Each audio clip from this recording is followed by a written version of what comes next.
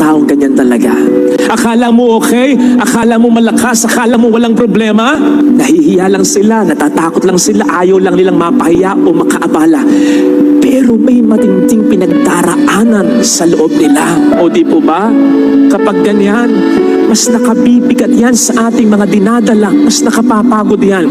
Yung mayroon kang pinagdaraanan na walang nakakaalam, o kung meron man, wala naman silang pakialam. Kamakailan meron akong nabuntutang kotse dyan sa may prensa. Nung una, inis na inis ako. Kasi ang bagal. Siguro mga 30 lang ang takbo. Nagmamadali ako. Hindi naman ako maka-overtake. Ang daming mga nasa salubong na sasakyan. Bubusinahan ko na sana ng matinding ano. Yung parang nagmumurang busina. Nang bigla akong makita, parang may karatula dun sa may puwitan ng kotse niya. Ang nakalagay, exact words, sensya na, bagong driver lang, tanga pa.